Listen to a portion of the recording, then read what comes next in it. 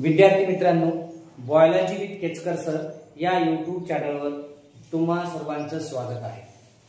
विद्यार्थी मित्रांनो, याच्या आधीच्या व्हिडिओमध्ये आपण बायोलॉजीचं चॅप्टर 6 प्लांट वॉटर रिलेशन या चॅप्टर मध्ये स्ट्रक्चर ऑफ रूट हेअर आपण पाहत होतो।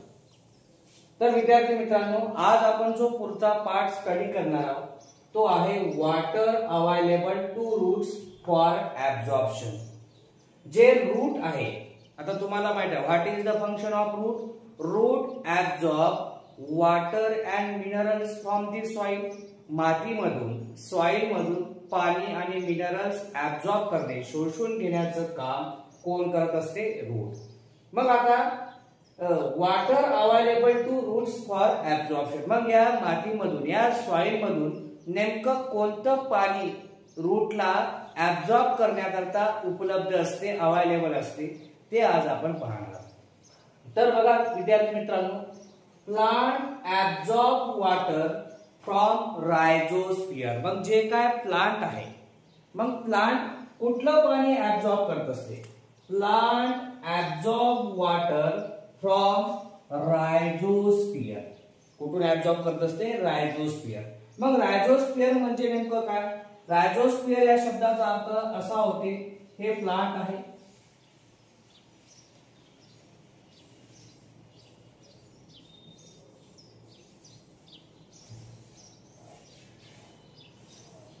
these are the root system, this is the root।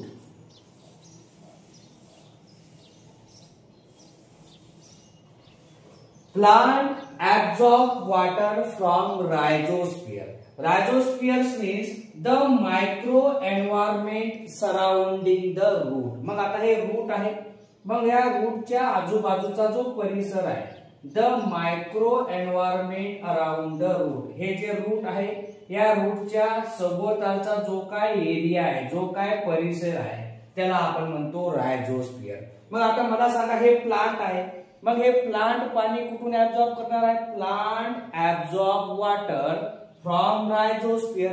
रायझोस्फियर means आता या प्लांट मध्ये पाणी ऍब्सॉर्ब करण्याचं काम कोण करणार आहे? रूट। मग हे रूट काय करणार?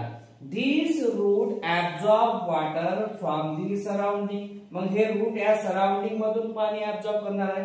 मग या रूटच्या आजूबाजूचं जे काय सराउंडिंग आहे, त्या सराउंडिंगला म्हणतो आपण रायझोस्फियर। काय म्हणतो त्याला आपण?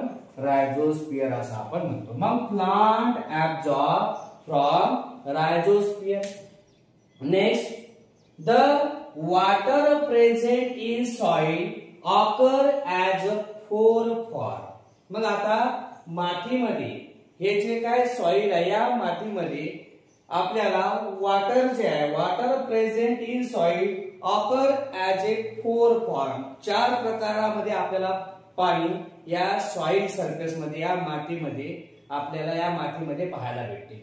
Water present in soil occurs as a four form. मग या सॉइल मध्ये जे काय पाणी प्रेझेंट आहे, उपलब्ध आहे, हे पाणी आपल्याला चार प्रकारामध्ये पाहायला भेटते। मग हे चार प्रकार कोणते आहेत? तर पहिला आहे ग्रॅव्हिटेशनल वॉटर। पहिलं कोणतं वॉटर आहे? Gravitational water. सेकंड आहे हायग्रोस्कोपिक वॉटर। कोणतं वॉटर म्हणतात त्याला? Hygroscopic water. तिसरं आहे कंबाइंड वॉटर। तिसरा फॉर्म कोणता आहे? Combined water. आणि चौथा फॉर्म आहे कॅपिलरी वॉटर। मग आता water present in the soil, मग मातीमध्ये जे काय पाणी प्रेझेंट आहे, अवेलेबल आहे, ते किती फॉर्म मध्ये आहे? चार फॉर्म मध्ये आहे। Gravitational water, hygroscopic water, combined water and capillary water. मग या चार फॉर्म पैकी कुठलं असं पाणी आहे, कोणता असा वॉटरचा फॉर्म आहे की जो रूट काय करू शकतो? रूट त्याला ऍब्सॉर्ब करू शकतो, रूट साठी तो अवेलेबल आहे। तर तेच आता आपल्याला पाहायचं। तर पहिला सर्वात पहिले आपण माहिती पाहू ग्रॅव्हिटेशनल वॉटर। मग आता ग्रॅव्हिटेशनल वॉटर कशाला म्हणायचं? The water percolates, the water percolates deep in the soil. मग असं वॉटर जे या सॉइल सरफेस पासून खूप खोलवर जाते, पर्कोलेट म्हणजे खूप खोलवर जाणे, ड्यू टू दी ग्रॅव्हिटी। ग्रॅव्हिटीमुळे गुरुत्वाकर्षणामुळे ग्रॅव्हिटेशनल फोर्समुळे जे काय पाणी आहे हे जमिनीच्या आतमध्ये खूप खोलवर जाते. मग water percolates deep in the soil. Suppose this is the soil surface. हा सॉइल सरफेस आहे आणि सॉइल सरफेस मध्ये पाणी खूप खोलवर जात आहे. वॉटर जे खूप खोलवर गेलेलं आहे, खाली गेलेलं आहे. मग कशामुळे? Due to the gravity. ग्रॅव्हिटीमुळे ग्रॅव्हिटेशनल फोर्सच्या मदतीने water deep percolate in the soil. Soil मध्ये खूप खोलवर गेलेलं जे काय पाणी आहे ते पाणी रूट ऍब्सॉर्ब करू शकत नाही. मग ग्रॅव्हिटेशनल वॉटर कशाला म्हणायचं? The water which is percolate deep in the soil. असं वॉटर जे खूप जमिनीच्या आतमध्ये खूप खोलवर गेलेलं आहे. मग ते खोलवर जाण्यामागे कोण रिस्पॉन्सिबल आहे? Due to the gravity. ग्रॅव्हिटीमुळे गुरुत्वाकर्षणामुळे ते खूप खोलवर पाणी जमिनीमध्ये गेलेलं आहे. असं पाणी this water not absorb by the root. मग this water is not available to root for absorption. मग असं ग्रॅव्हिटेशनल वॉटर रूट ऍब्सॉर्ब करू शकत नाही. नंतर नेक्स्ट आहे हायग्रोस्कोपिक वॉटर. आता हायग्रोस्कोपिक वॉटर म्हणजे काय? Fine soil particles adsorb or imbibe water molecules and hold it. बघा, फाइन सॉइल पार्टिकल्स. मग आता हे रूट आहे, या रूटच्या बाजूला आहे फाइन सॉइल पार्टिकल्स आहे. This is fine soil particles. Soil particles बघा. मग हे रूट आहे आणि या रूटच्या बाजूला फाइन सॉइल पार्टिकल्स आहे. The fine soil particles adsorb or imbibe water molecule and hold it. मग आता हे रूटच्या बाजूला जे काय सॉइल पार्टिकल आहे हे सॉइल पार्टिकल वॉटरला ऍब्सॉर्ब करतात.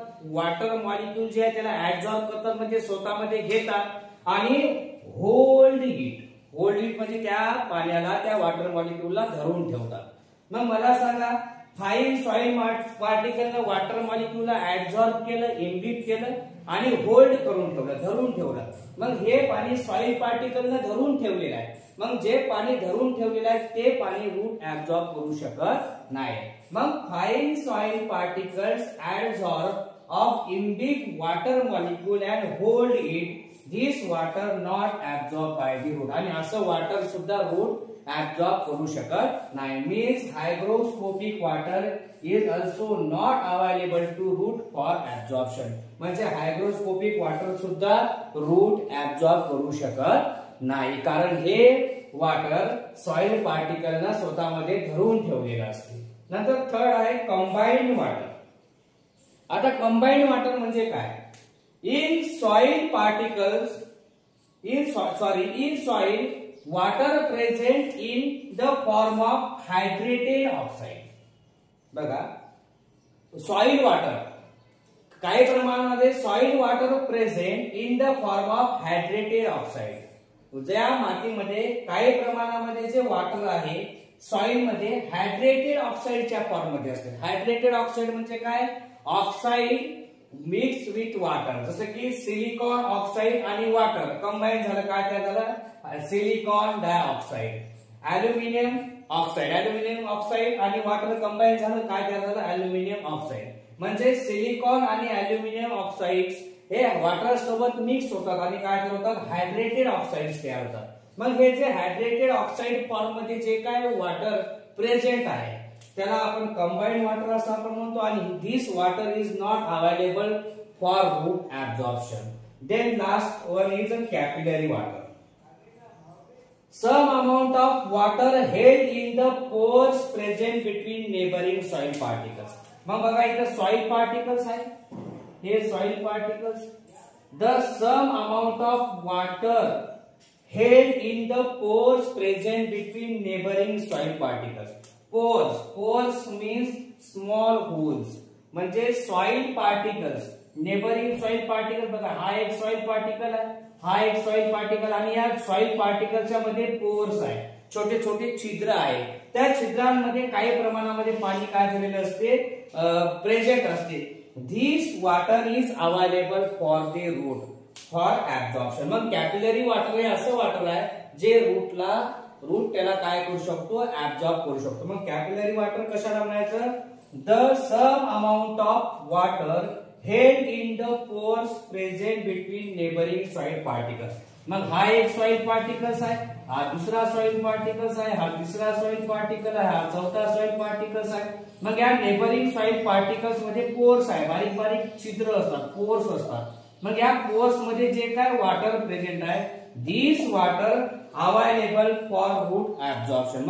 मग या सॉइल पार्टिकलच्या मध्ये जे पोर्स आहे, या पोर्स मध्ये जे काय पाणी प्रेझेंट आहे त्याला म्हणतो आपण कॅपिलरी वॉटर. कोणतं वॉटर म्हणतो?